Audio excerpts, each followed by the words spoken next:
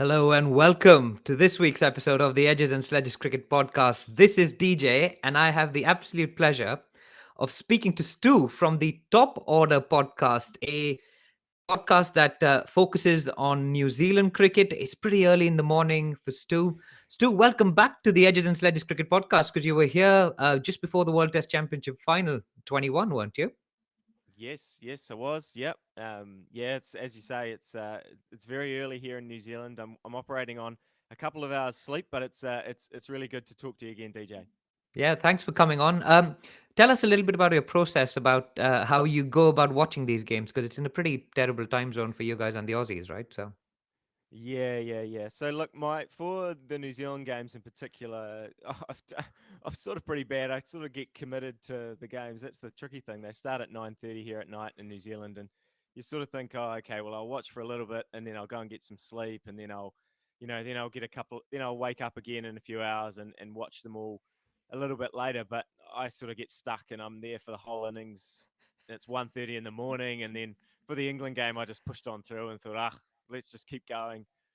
This is a big game. It's important. And then today, I managed to get a couple of hours sleep today for between the innings, and then kind of cycled back to the start of the India innings. And you can skip through. Fortunately, on TV now, you can skip through between the balls. So yeah, yeah, it's so I'm going to ask you about that because obviously you had the fog break, which would have helped a little bit as well.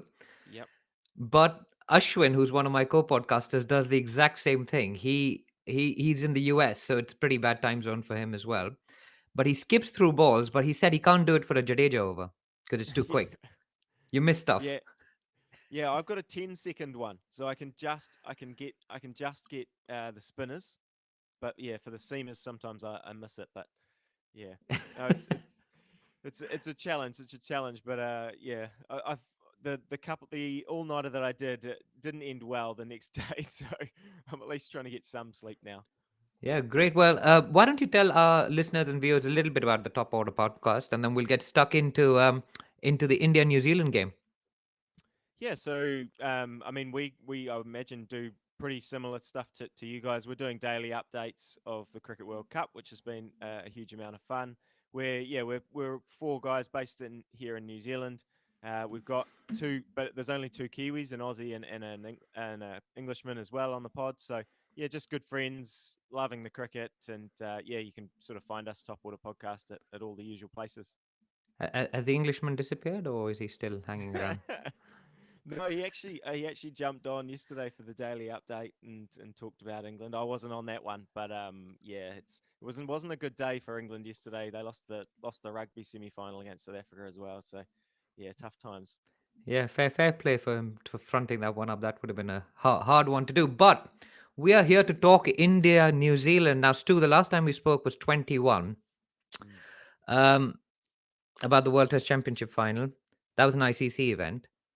And it's taken us in India 20 years to beat New Zealand in an ICC event. And I find that an absolutely incredible record. I mean, I remember maybe 2000 when you guys won the Champs Trophy. Chris Gaines got 100. Yep. Um, we then obviously beat you in 2003, which I actually don't remember that game, which is surprising. But then we lost to you in 2007 in the T20 World Cup. I think it was the first game that we played. We lost.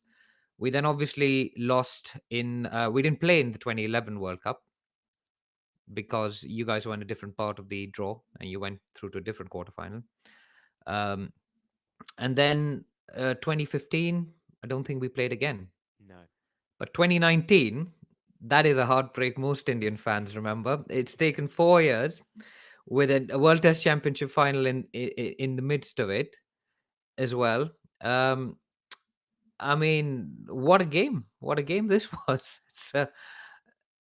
Yeah, I mean, yeah, I was saying it's a weird one because yeah, I think we haven't we have there's been a few of those IC events where we haven't played, and I sort of think I mean 2019 New Zealand's got a few scars from that tournament as well. Obviously the way it finished, but yeah, anytime I talk to any Indian fans, it does seem like that 2019 semi final really sticks and really hurts, and A couple of people I was talking to the other day were sort of saying, Dhoni's last game and things had a big impact, and the run out, and sort of the fact that he, was it seemed primed that he was going to do another Dhoni special and be there on the last ball to win the game, and it didn't quite work out. But yeah, look, they're always good games, India and New Zealand, and I mean, look, India's flying at the moment in this tournament. I knew it was going to be a tough game, and sort of, I guess we thought the England game was going to be a tough game. It didn't work out that way, but this one was really for us to see where New Zealand were at this far into the tournament, even though we've won 4-4 and or 4 from 4 before this, and ticked all the boxes really up until this point. Yeah, and they were two unbeaten teams coming into this game, so it really did set it up quite beautifully. Let's talk about the game itself. Actually, let's get into that a little bit because India won the toss, like it won the last the last four tosses. We haven't had to bat first as yet, which is quite interesting. So we will be looking forward to that. Hardik Pandya was injured, so he sat out, which meant that the balance was a little bit odd because I saw Bumrah was listed to bat at number 8. Obviously, Shami came in eventually, but it felt like the tail was a little bit long. It meant that Surya Kumar Yadav batted, played, and Shardul didn't play. And yeah, it was a little. Again, we went back to having five bowlers, which we haven't had to do for quite a while. We had five specialist bowlers, and we had no backup. So if any of the bowlers had a bad day, that was the end of it.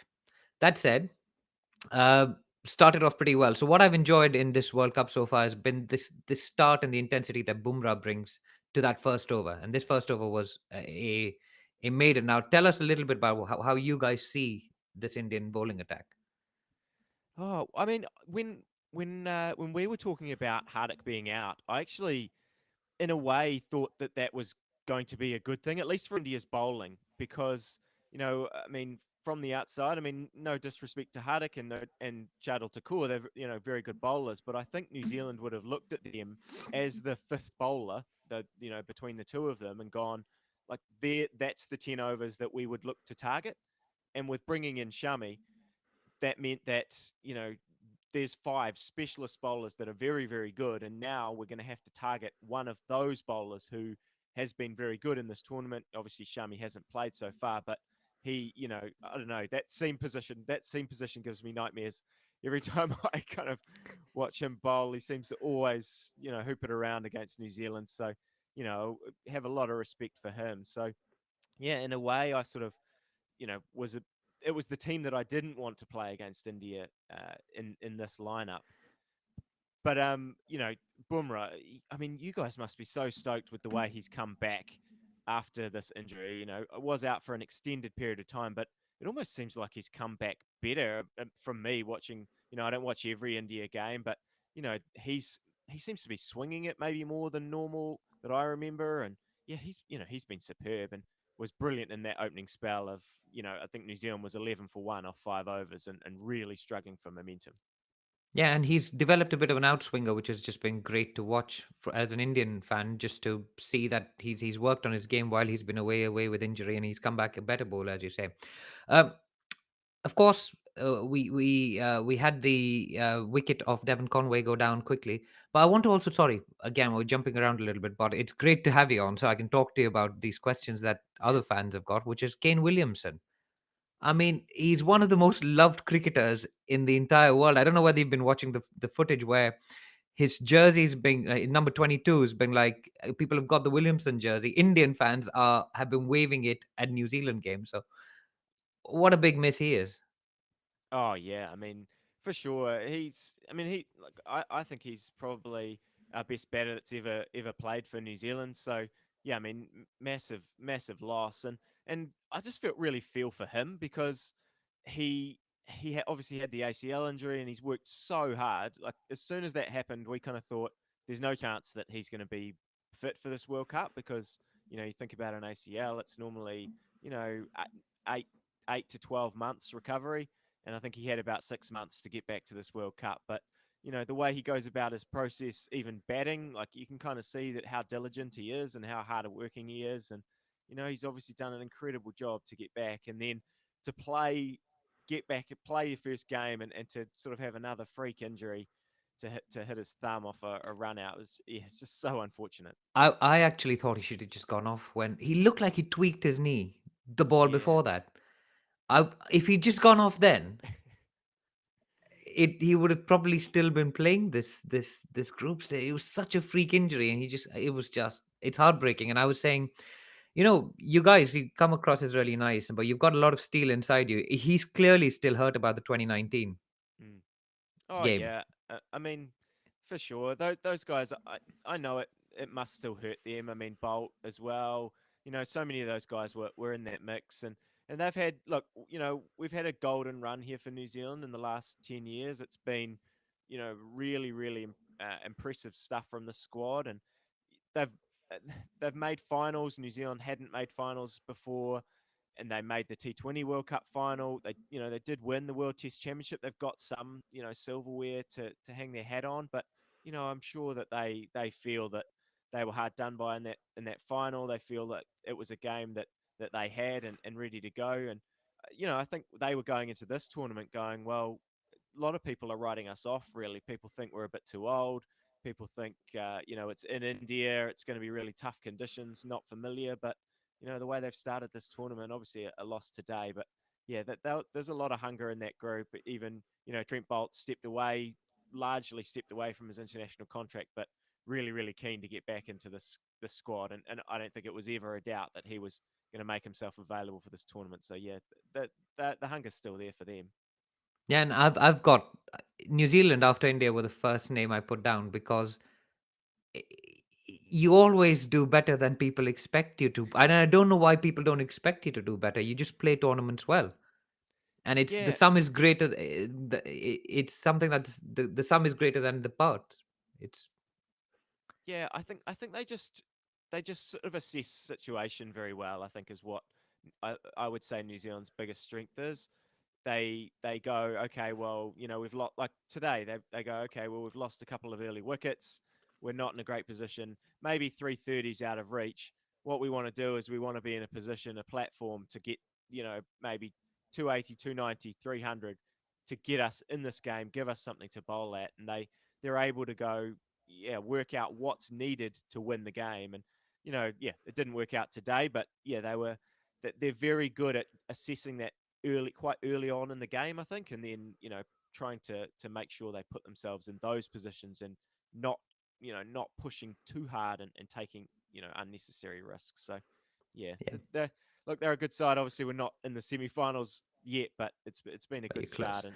and yeah, hopefully they can be there at the business end again. Yeah, I mean, it talked to me about the fielding because India took a good catch of Devon Conway, and you saw Yeah. Shreyas Iyer do I want to say the garlanding gesture now, which is basically because they have a ceremony after the game and each of them get a medal whoever the best fielders get a medal. Um, but after that, there were a lot of catches that India put down. Mm. So what's happened there? Because as Indian fans, we were just steaming. I mean, dropping Ravindra and Ravindra Jadeja drops I Ravindra. know. Like it's unbelievable for an Indian fan. What's gone on with the fielding? I don't know because yeah, I would say it's been a feature of India's World Cup so far that their fielding's been so good, and they were I think looking at one of the previous games they were showing the catch efficiency, and India was up at 94% or something. They were very high, and yeah, I certainly yeah, like you say, Ravindra Jadeja is not someone you expect to drop a catch. But I mean, I thought what New Zealand did well, not with the catching. Obviously, some of those were. I mean, that one and Bumrah's one, you know, they're not pressure situations. But I thought what New Zealand did well in particularly in that Mitchell Ravindra partnership is that they put pressure on the Indian field. They ran really well. They tried to run a lot of twos. They put the pressure on the field, and it actually paid off and got New Zealand going at times when it was really tough to score. So yeah, look, I mean you're probably a better one to answer than I was delighted that they were dropping the catches, but Yeah. you must have been a lot more frustrated than me.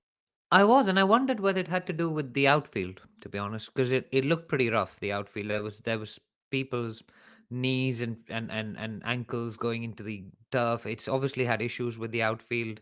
It's been inspected by the ICC. There was a diktat not to dive in one of the games. It Yeah. had a fungal infection. So there's been problems with that outfield, and we could have moved it somewhere else. But I wonder where the players were worried about that.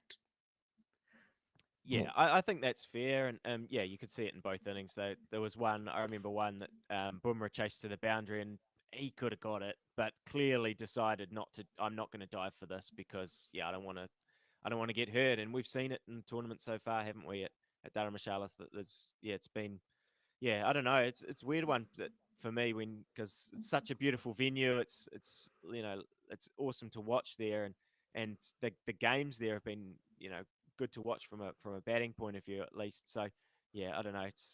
It's tough, but yeah, when you're telling guys they can't dive, it's a bit of a problem I think in a very important games. Yeah, and how good is this guy Ravindra? How good is he? I mean, like he bats three for New Zealand. He's replaced Kane Williamson at that spot. Yeah, he's. I mean, look, the weird thing is for us that I mean, he's an opening batter, or yeah, sort of bats. Usually opens for Wellington here in New Zealand. Sometimes bats three for them, and in different situations when Conway and Finn Allen are in the team as well. But you know, he's he's someone that we've I think got into the New Zealand side recently more as an all rounder. We've been trying to develop his all round skills. We've been incorporating him into the team at seven, even in limited overs stuff, he's been coming into the side and batting down the order. And I never really thought. I thought there's a chance Michael Bracewell's out of the tournament. Ravindra will probably be the one that comes in, and there's a chance that he sort of plays the number seven role. But and the way he took his opportunity, that's the thing, right? And this World Cup, these players that come in, they take this opportunity. The way he batted against England, I mean, yeah, it took a lot of people by surprise, just the confidence that he had, because, I mean, we interviewed him actually a couple of years ago, right when he started, uh, just before he started his, or no, I don't think he'd played a game for New Zealand, but he'd had the call up. Oh no, maybe he had played that Test series in India, but anyway, we were so impressed by just how assured he was at such a young age, and kind of really confident, but without being arrogant. And like, yeah, he came across so well. And I don't know, from the moment we talked to him, we were just like, this kid he's got it. There's something special about him. So yeah, I mean, the way he's gone about, I think the thing is, you score 100 like that. And you go, okay, what's he going to do next? Like, is that his big moment? And then he's going to struggle. But he's put a 50 up. He's put a 75 odd today. He's had chances in those games, but even the way he's bowled, I think he's bowled. He's had a couple of rough outings with the ball, but I thought he bowled really well today as well, and in big situations against bowling to Virat Kohli and stuff. So yeah, I mean you can't say enough for really what he's been doing in this World Cup. I mean, with a name like that, I think you've got a few few runs to get to Yeah, justify it. I mean, what pressure have his parents put him under growing up with a name like Rachin, which is obviously a combination of Rahul Dravid and Sachin? I'm going to go back and listen to your interview. Did you guys ask him about the name at all? we didn't. I don't think I knew that at that time. Yeah, I I didn't. mean, imagine growing up with that pressure. But Yeah, anyway, no, we haven't talked about Daryl Mitchell. The guy gets 130. He's, I mean, batted beautifully, even really batted really well in the other games. I think there was one game where he hit the first ball he faced for a six, yeah. maybe Bangladesh. But he's been a pretty big star for you guys this World Cup. I mean, we obviously remember the T20 World Cup in 21 where he Mm. finished that game against England Yep, or yep. Pakistan, one of the two in the semi. No, England, and I think he opened against you guys as well in the game, in the pool play, and sort of since I mean actually sort of before then, he's been kind of the Mister Fix It for New Zealand. When he first came into the Test side, he came in for Colin de Gronholm, sort of as Yeah, he used to the bat a lot lower though, didn't he? Like six or something. Like he yeah bowled he some came in. doublies. Yep, came in at number 6 or 7, and bowled his little medium paces, and he's just slowly been working his way up the order, and slowly making himself more and more important to the squad. And I think the way that he went about it today is kind of the way that he goes about it all the time, and that's why he's become so important. I mean, I said before, India, brilliant start. 5 overs, 1 for 11, and just Daryll Mitchell walks to the crease and immediately positive attitude. He changes the momentum. I think with his presence somehow. Some players just seem to have that when they walk to the crease. Kohli can do it as well at times, and Sharma was doing it in the innings as well today. And Mitchell, yeah, everyone had struggled. He walks to the crease, hits his first, gets on the front foot, hits the first ball through the covers, and picks up three. And suddenly they're away, and him and Ravindra started building that partnership. And I mean, yeah, I don't know. You can't really say enough about his innings today. He was just superb, and the way that they attacked, that it was very clear. I said again before, they they would they would have looked at that bowling lineup and gone, who can we target? And it was very clear that they went, okay, we're going to target Shami and we're going to target Kuldeep. They did get to Kuldeep. They didn't quite get to Shami, and Shami came back with a vengeance later on in the innings. But yeah, that real clear plan from Mitchell to not let bowlers settle and not let them get on top of him. And that's the thing that he's done so well throughout his international career. And yeah, just the way he hits down the ground is able to break the shackles so many times for New Zealand. Yeah, and just to talk to you about that, I mean, Simon Dool was towards the end in the final analysis said that New Zealand have left some runs on the field because Daryl Mitchell was too slow to get to his 100. He slowed down in the 90s. Now the guy's got 130 of 27 out of 273. A bit harsh, maybe. Yeah, I think so. I think so. I mean, yeah.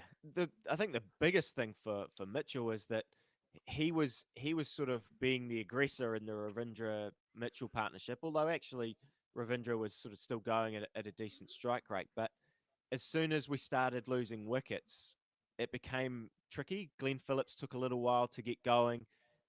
Built I think almost 30 balls for his 23, and then just wickets kept falling at the wrong time. Every time we sort of thought, okay, we're going to get back into this, we lost another wicket. And I think a lot of credit has to go to India there, actually, not necessarily New Zealand struggling for any reason, and particularly not Daryll Mitchell. I think he kind of realised, I've got to, someone has to be there at the end. One of us, one of me, Tom Latham, Glenn Phillips, one of us has to be there at the end so that we can take advantage of these couple of overs at the death, because that's what they did so well against Afghanistan. They were got in trouble against Afghanistan, but they were able to get, I can't even remember what it was, 70, I think, something like that, off their last 6 overs, finished the innings and gave them momentum. And I'm sure they were hoping to do that again today. They were, what was it, 220 or something with about 10 overs to go. And I'm sure they were thinking, okay, we can kind of get to 45 and then tee off here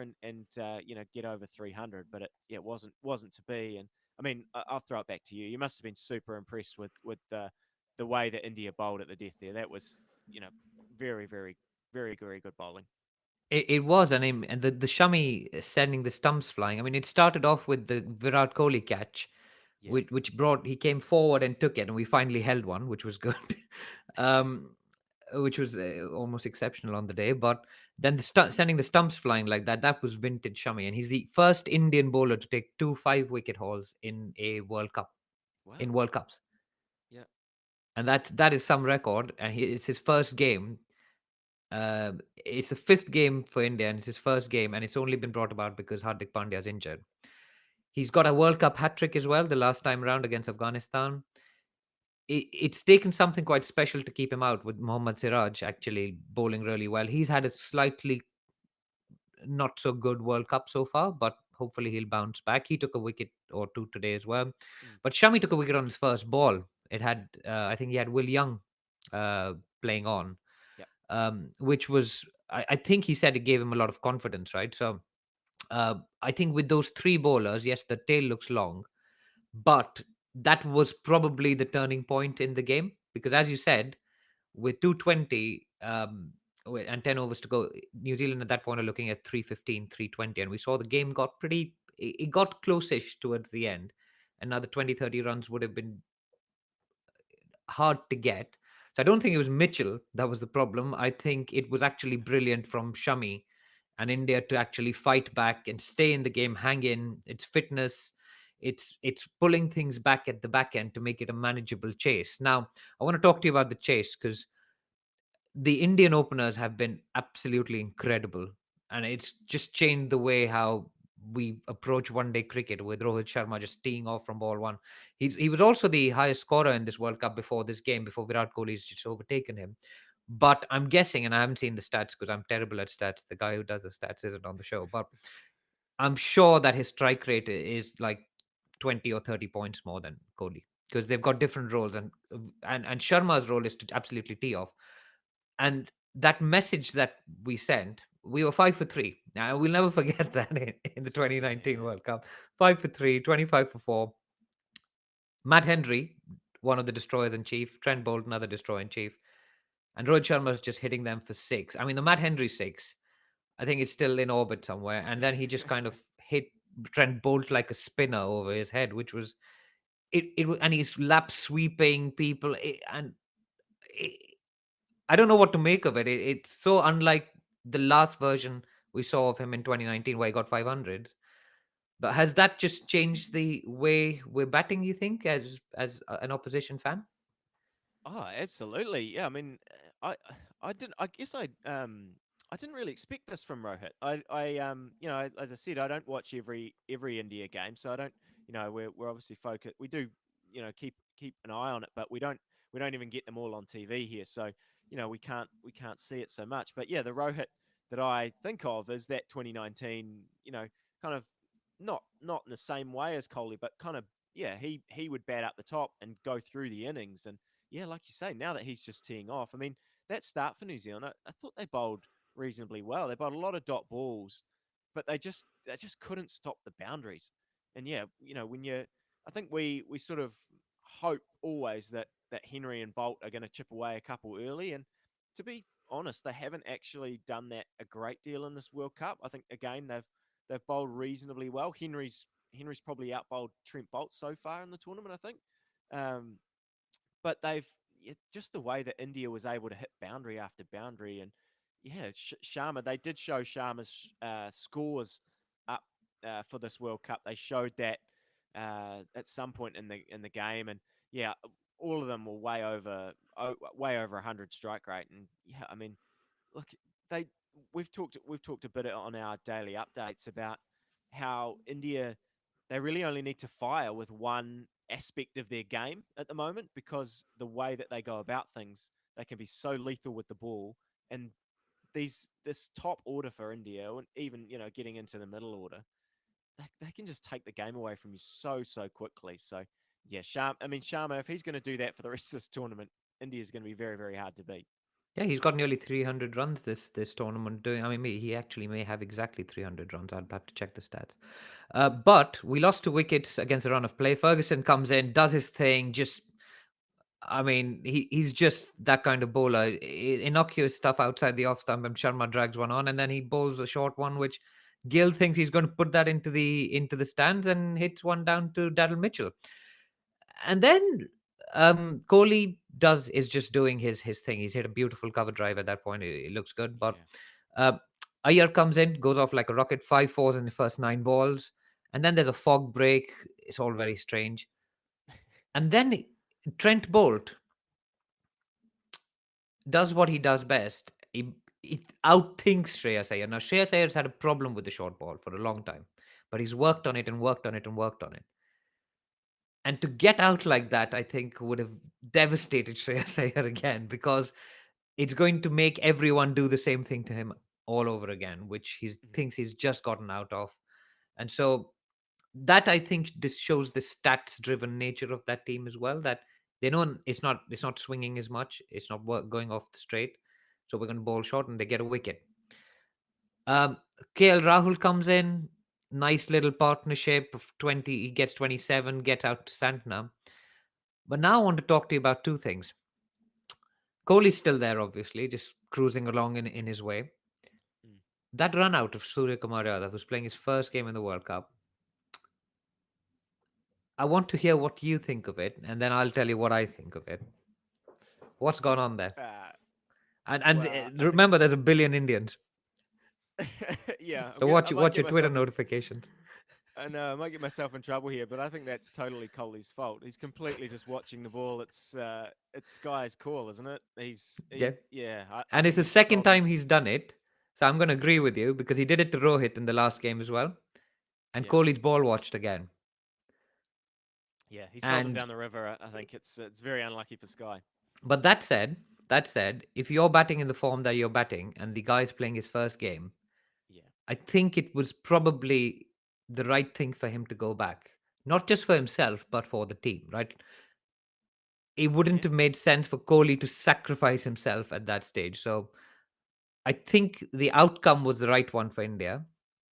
But the mistake, I'm sorry to say, as one of the biggest Kohli fans you'll find, I think the mistake was his. And so I think we're in agreement on that front. Now, and we'll talk about this. We'll talk about this in the context of the other game this week as well. The only interest that seemed to be left at one point in the game was whether Kohli would get to his 49th ODI 100. And that becomes a bit of a maths question. Now, there's been a lot of criticism about Kohli, what a selfish player he is, but it's a World Cup. It's a World Cup 100. I mean, you don't know. We've got a question from Herlo Saldana, which says, will be this be the last 50 over World Cup ever? Will we have 40 over World? If you're close to 100, I don't begrudge him for it. I don't know. What do you think as a opposition fan, or maybe even a neutral cricket fan? What do you make of all of this chat about I would bowl five wides and deny him the 100? And Nigel, sorry, who was it? Um, Richard Kettleborough should have given that as a wide and denied Oh him the yeah. 100 or whatever. Like, what do you make of that? Oh, look, I don't care at all. I don't have a problem with it in any way that he's trying to get his 100. Why not? I mean, him getting runs is going to help the team. Like he was trying to I think his desire to get the 100 actually finished the game earlier for India. They were sort of edging closer. I mean, by the time they got within 30 or 40 runs, I don't think it was ever really in doubt. They got themselves in it close enough that you can start going harder, but I don't really have a huge problem with it, especially when, like you say, the 100 is important. For anyone, it's an important statistic, and I don't think Yes, he turned down a single. One of the hosts, Raj and I were actually doing the daily update for the previous game. When Kohli did the same thing, and he asked me the same question. Again, I didn't have a problem with it at all. Raj is sort of on the fence of when it starts to, feel like it's actually the game's all about that, and yeah, that he's turning down singles. I mean, run rate could be important, but it's not going to be important for India, I don't think, in this World Cup. Winning that game was crucial. I don't know. I think if you're picking on Kohli for that, then he's doing a pretty outstanding job with the rest of his game. If that's what you're criticizing him for, you're criticizing him for Virat. You want to get 100. I mean, like, what's In the a game problem that you're there? winning Yeah, easily. yeah. I don't. Yeah. If hopefully I've redeemed myself to the Kohli fans out there, but yeah, I mean. I don't know. If that's the one thing that you can pick on him for, then it shows what a special player that he is. Yeah, it's difficult, isn't it? I mean, I I almost think that he should have probably taken the single in this one Mm, because there was still enough runs for him to get the 100 in, because he hit one down to mid wicket, yeah, and I think there was five to get. That would have left four to get, and Jadeja could have turned the strike over once more, yeah, unless he edged it or something. In which case, you just like that's life. You move on. You're in the KL Rahul situation where you hit the ball too well and it's gone for six instead of four, so you're stuck on 97. Fine, yeah, whatever. So I mean, it's a World Cup. It's a World Cup 100. I don't think there's a problem with that. He's now the top scorer in the World Cup, which is pretty good. That said, the reason we got to that position was a knock by Ravindra Jadeja. Now, the last time India played New Zealand in a World Cup, he played a pretty special knock as well. He hasn't been in the best of form with the bat. He came in. I think his knock was absolutely crucial, and we've got some comments as well on YouTube asking us to talk about that. So, does he like batting against New Zealand? Did he feel that he let the team down the last time? Well, you'd have to ask him about letting the team down, but someone that we fear. I mean, yeah, he's. I think he averages. I did some stats the other day of kind of, and I wanted to talk about how New Zealand seemed to have the edge on India, and I ran some stats on like New Zealand or India's performances against New Zealand, and I think Jadeja averages about 68 with the bat or something against New Zealand. It was really high. I don't have it in front of me at the moment, but it was Your way stats above. guy is better than our stats guy. We need to get your guy on the show.